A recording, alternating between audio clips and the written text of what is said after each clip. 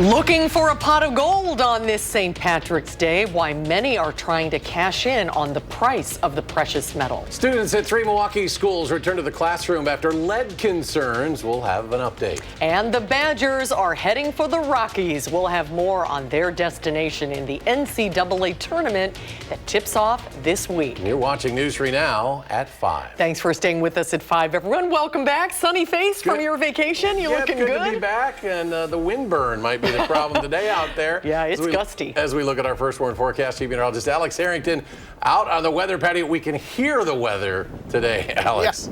Yeah, you're going to hear it in my mic. I might have to hold on to my tie, too, here on this St. Patrick's Day. Lucky that the temperatures are very, very warm, but you can hear it real well in my mic. It is a breezy St. Patrick's Day, and now we're eyeing up after this mild period and lucky conditions of mild weather lasting through Tuesday. Alert day conditions Wednesday and Wednesday night for storms. A strong storm cannot be ruled out, and then changing over to heavy wet snow Wednesday night. But let's relish in the good stuff here first with our temperatures outside right now. Very mild. This part actually not quite as lucky or good here. I do want to remind folks we have an elevated fire risk because humidity is low, windy conditions, and our temperatures are warm. We have all these dry fuels out here. But this is the good stuff. Staying in the 50s, dipping down to right around 50 at 9 o'clock with generally clear skies. Overnight tonight, still in the 40s going into the early part of your Tuesday morning. Right now it's 56, actually warmed up 2 degrees in Madison, 62 right now in southwest Wisconsin, 55 in Janesville, and 57 to the north in Marquette County. There's that 5-8 to the west in Middleton and 5-9 in Cross Plains. So right near 60 degrees, that's 15 degrees above normal. Coming up in Maine weather, I'm going to talk to you a little bit more how important the temperatures are going to be for who gets snow first on Wednesday and who might get some severe weather on Wednesday. That's coming up. All right, Alex, thank you. A man is now in police custody after allegedly firing a gun in a Madison hotel room. Happened on Coho Street, southwest of the Beltline along Fish Hatchery Road, about 5 yesterday. Officers say a 25-year-old man shot himself in the hand, causing the bullet to enter a room next door where a man and woman were sleeping. No injuries were reported. There was some damage to the room. Officers say they found a gun, ammunition, cocaine, meth, and other paraphernalia in the room. The 25-year-old man has been arrested for several charges, including endangering safety by use of a dangerous weapon, possession of nitrous oxide, bail jumping, and being a felon in possession of a firearm. And police now say another man was taken to the hospital after being shot, this time while cleaning his gun. Officers say it happened on MacArthur Road near Brigham Park on the east side of Madison. Police were called at around 10:45 last Thursday night for the incident. The 21-year-old shot himself with a concealed carry weapon license holder and has been cited for discharging a gun in city limits. Dane County Sheriff's Office looking into a burglary that happened in the town of Westport, leaving homeowners with damage to their property and some missing valuables. This happened Saturday night about 10 on Sumac Road. Deputies are asking anyone with information to call them or the Madison area Crime Stoppers. Well, on this St. Patrick's Day, gold is in the air. News 3 Now's Kyle Pozorski is speaking with a Madison gold dealer as prices for the metal reach all-time highs. Rick's Old Gold on Willie Street is seeing more and more traffic these days with people eager to sell their gold. It comes as prices have reached a new all-time high on Friday of $3,000 per ounce. This is about the highest they've ever been on a steady basis since I can remember. Dealer Ricardo Paoli, or Rick as he's known, says the new record-setting high is based on feelings of fear globally as politics in Washington continue to make headlines. A lot of uncertainty in the market. We just got done with a crazy 4 years with the last president. We're entering into a new crazy 4 years with a new president. He promised a bunch of stuff and he's everywhere. Nobody, you can't even, I've never had so many people come in here and say, Rick, I need a break from just listening to it. So what can you do? Rick says for people hanging on to scrap like this, the increased value can help incentivize selling. If you just got like one finger or one chain, it's time just to come off it. While others who don't have any gold may look to buy. Nobody ever made money on gold that they didn't buy. And hold on to as a way to get into the market. You can initiate you and your whole family to the whole world industrial complex in terms of gold and silver trading. In Madison, Kyle Pozorski, News 3 Now. Kyle, thank you. And if you want to trade in your personal pot of gold, Rick is continuing a promotion of paying anyone $25 to simply bring in $500 worth of gold for them to take a look at. Now, a sale is not even necessary to get that free cash. Well, when voters cast their ballots 2 weeks from tomorrow, they'll be taking part in an election that will decide the ideological sway of the state Supreme Court. And that could have huge implications for unions and abortion rights. And while those are two of the key areas that could be impacted, the ads are focused on another issue, crime. Specifically, what kind of sentences are appropriate for each crime. Political reporter Will Keneally is here to preview this reality check. Will? Well, we'll be taking a look tonight at 6 at a couple of ads. Both campaigns are running against each other. Now, both Susan Crawford and Brad Schimmel are sitting county trial judges, and the ads are criticizing each other's sentencing records, saying that the other candidate is soft on crime or light on their sentence of criminals. Now, we'll break down at 6 what state law actually says about what kinds of sentences judges can impose on defendants in their courts.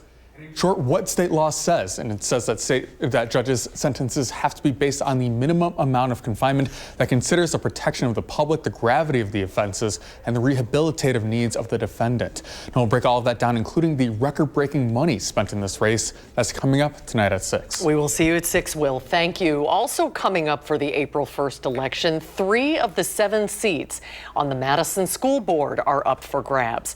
Operation Fresh Start is hosting a candidate forum tomorrow night to help voters meet and learn more about those running. The forum will be from 3 to 4 at Operation Fresh Start on Milwaukee Street. 2 of the 3 seats are uncontested, but for seat 3, there are 2 candidates vying for Laura Simpkins' position. You can find more information about the forum at operationfreshstart.org and then click on the events tab. The Fond du Lac teen accused of setting fire to Representative Glenn Grothman's office will undergo a psychiatric evaluation. This after he pleaded not guilty by reason of mental disease or defect today. 19-year-old Caden Stakowitz faces arson, attempted burglary, and criminal charges for setting Congressman Grothman's office on fire January 19th. Prosecutors say Stakowitz admitted to setting the fire out of frustration over the representative's stance on the TikTok ban. A judge has ordered the psychiatric evaluation, and a status hearing is scheduled for May 12th. Today is the first day students are going to school in different buildings after lead concerns shut down 3 Milwaukee schools. Inspections revealed increased lead levels at Fernwood, Montessori, La Follette, and Starms Early Childhood Center. In a memo to parents, the district said it has not heard about any new cases of lead poisoning in students at any of these schools. We all just want our kids to be healthy and have a good learning environment.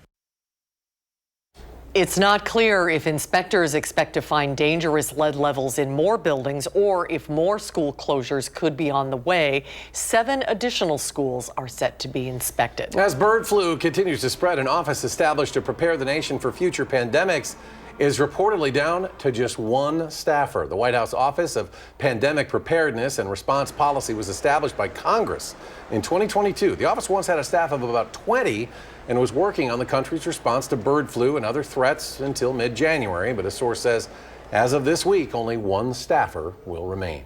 New data on a measles outbreak in the U.S. and a rise in cases across the European region in 2024. It's painting a better picture on why there's growing concern over a resurgence of the disease really across the globe. One official with the WHO calls the latest data a wake-up call, warning measles is back as vaccination rates remain low. We should absolutely be concerned. We have been following the situation in 2024, and what we're seeing is that this is the highest number of measles cases that we've had in the last 25 years. She says about 60% of those cases are being hospitalized. 40% of those cases are children under 5, adding that measles has, quote, come back with a vengeance. Well, despite a loss to Michigan yesterday, the Badger men's basketball team landed a 3 seed out in Denver as they earned their 24th appearance in 26 years in the NCAA tournament. The Badgers lost 59-53 as Michigan surged late to win the Big Ten Conference tournament in Indianapolis yesterday. They're heading to Denver for a Thursday first-round matchup against the 14-seed Montana Grizzlies. The game tips off at 12:30 Central Time on TNT. But of course, WISC-TV 3 is your real local home for March Madness, and we're bringing you 8 other games Thursday and Friday, so plan those work excuses accordingly.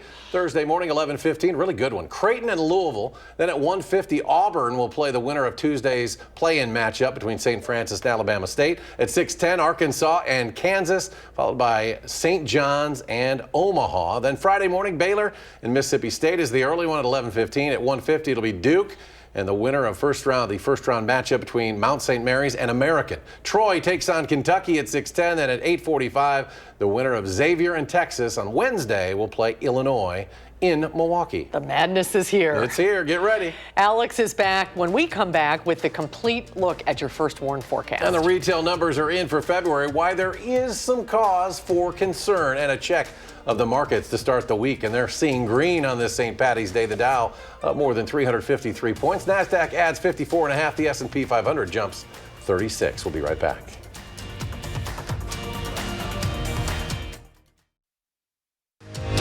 You're watching News 3 Now at 5. Moving forward. Pepsi is buying a popular prebiotic soda brand, jumping on the trend of healthier sodas. Under the deal, Pepsi will pay $1.6 billion to buy Poppi. Poppi has become increasingly popular since its appearance on Shark Tank in 2018. The latest retail report came in weaker than expected. Retail sales were up slightly in February from the previous month at 0.2%, but February's numbers from the Commerce Department still came in much lower than what economists had projected. Retail executives have recently warned consumers are feeling stretched and they're being more cautious with their spending. Retail sales make up about 1/3 of overall spending in the U.S. Speaking of retailers, Forever 21 has filed for bankruptcy again. It is the second time the retailer's U.S. operating company has filed in the past 6 years. In its filing, the company cited increased competition from foreign retailers of fast fashion. Forever 21 said it will hold liquidation sales at its U.S. stores. Severe storms and tornadoes have devastated parts of the South and the Midwest as well, leaving at least 40 dead now across 7 states. In Mississippi, a tornado tore through homes, while in Alabama, high winds tossed a school bus onto the high school roof. Meanwhile, wildfires fueled by strong winds have burned thousands of acres in Texas and Oklahoma, forcing evacuations there. The extreme weather also disrupting travel, hundreds of flight delays and cancellations just this morning. And a full look now at your first warn forecast as Alex takes a closer look at all those storm reports. Look at how busy this map is, Eric, here. This is an outbreak. It was a several-day outbreak of severe weather stretching from Madison, clear south to the Gulf Coast states, all the way into the mid-Atlantic and the Northeast.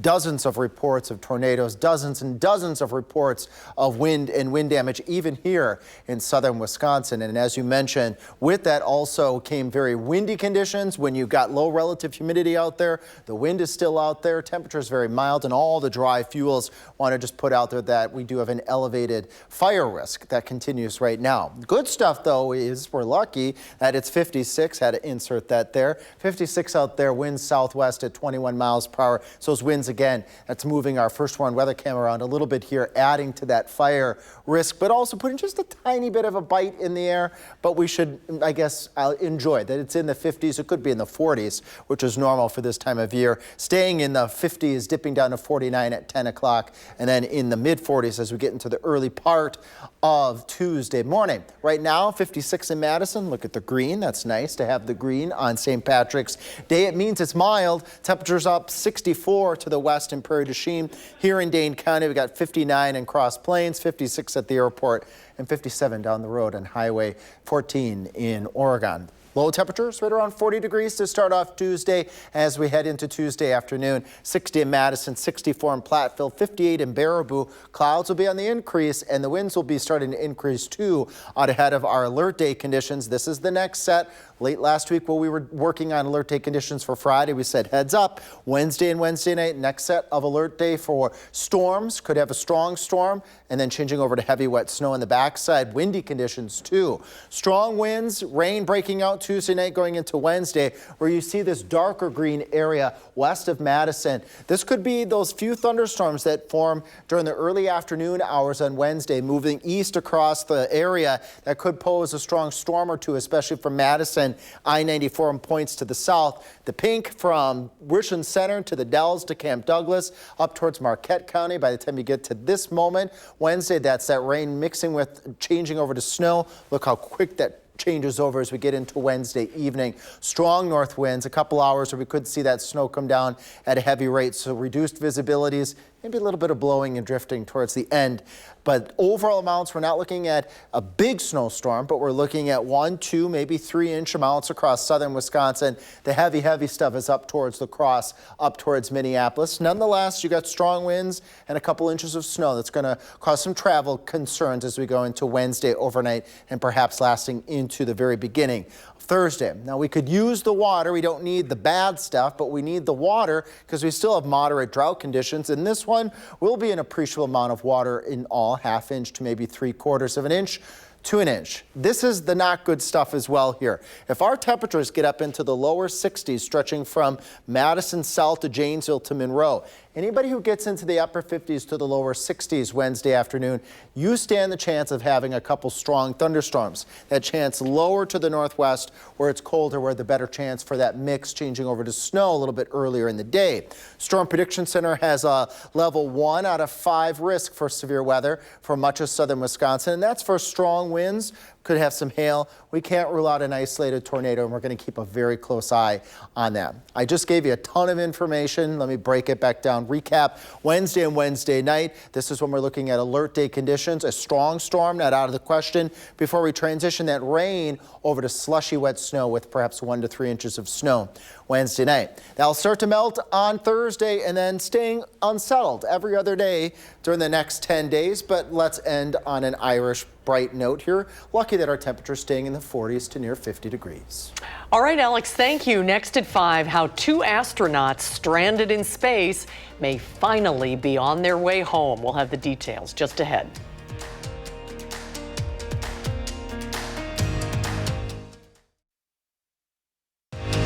You're watching News 3 Now at 5.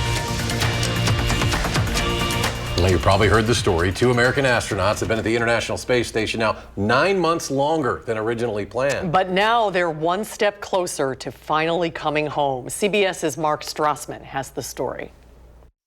Ignition and liftoff. Finally, the beginning of the end, launching an overdue homecoming for Butch Wilmore and Sonny Williams. After liftoff Friday night, their replacement crew, 4 fresh astronauts, led by Commander Ann McClain, arrived at the space station early Sunday morning. Among the welcoming party, Wilmore and Williams. It was a wonderful day. Great to see our friends arrive. So thank you so much.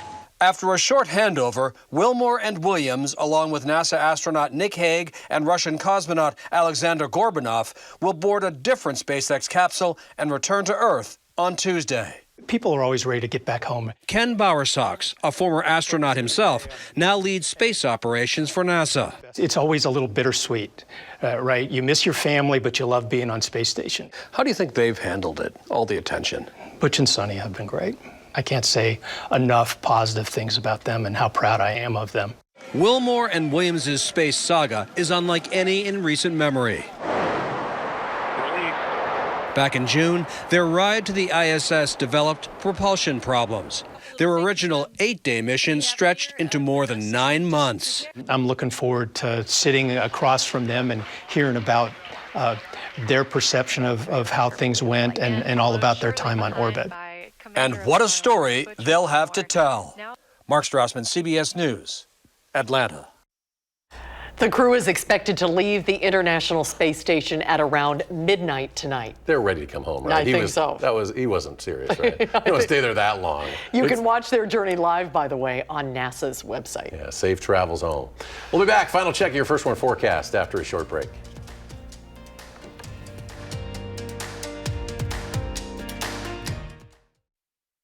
He may be the best baseball player in the world. We speak to slugger Shohei Ohtani of the Los Angeles Dodgers about his homecoming to Japan. And in our Eye on America, a look at the struggle for more and more American families caring for an elderly member of the family at home. Is help on the way? That's tonight on the CBS Evening News. And then coming up tonight at 6, with just over 2 weeks to go until the April 1st election, our Will Keneally is diving into the claims made by Supreme Court candidates in ads. Well, hopefully you're donning your green. Yeah, Alex, you got some green on. Because it is St. Patrick's Day, and while the holiday is rooted in the patron saint of Ireland, it has since become a day of shamrocks, parades, and festive drinking around the globe. St. Patrick was a missionary who converted the Irish people to Christianity. People in Ireland typically go to church in the morning and then take part in the festivities that have become so famous later in the day. The first St. Patrick's Day in the U.S. was celebrated way back in 1737 in Boston. Huge parades are also held in New York City. Of course, we all know about this one in Chicago, also Savannah, Georgia, and all around the world. A rather festive day, and it's green on your map over there, but it's cold overnight, and we've got quite some wind going out there. We got the wind, we got the green on the map, and then we have alert day conditions. So let's start with the good stuff, the lucky stuff first. There's the green. Temperatures near 40 degrees tonight. The green means it's mild out there. And then as we head into Tuesday, still staying on the lucky side, we've got green and some yellow, the yellow being temperatures climbing into the 60s. Then as we head into Wednesday, we started talking about last week, Wednesday and Wednesday night being a likely set of alert day conditions, a storm, thunderstorm, maybe a strong storm or two, then snow and windy conditions moving into southern Wisconsin Wednesday going into Wednesday night. And at 6, I will show you when we can expect the strongest of the winds with that weather system. All right, Alex, thank you. Thanks for joining us. We're back in 30 minutes for News 3 Now at 6. Stay tuned now for the CBS Evening News.